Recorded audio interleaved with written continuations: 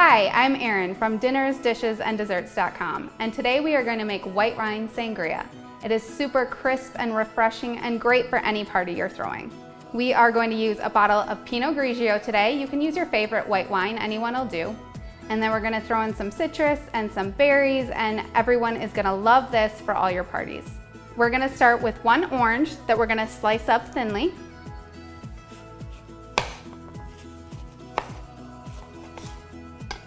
We'll put that into our pitcher. Next, we're going to add a lemon.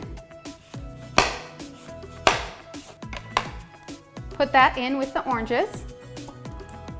And last, we're going to cut up a lime. All of these citruses just help bring everything together, and it gives it such a great, refreshing flavor.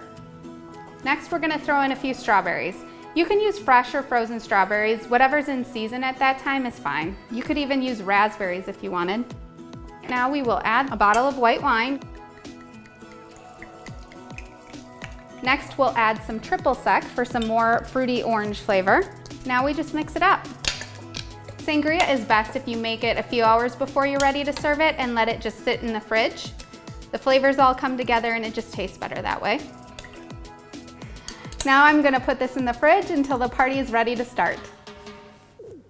Now that this has been chilled for a few hours, it's time to serve. And the best thing I like about cocktails is to make them a little fizzy. Today I'm gonna add Sprite, but you could use club soda or ginger ale or anything to give it that little fizziness at the end. And you can't miss the fruit. You've got to spoon a little bit of the fruit into each glass, especially the strawberries, because they are the best to snack on after you're done drinking it. Now we will top it with our Sprite. There you go, they are done. Perfectly crisp, refreshing. You can taste all the citrus come together in there. They're perfect for entertaining. Your friends are gonna love it. Head on over to dinnersdishesanddeserts.com to get the full recipe.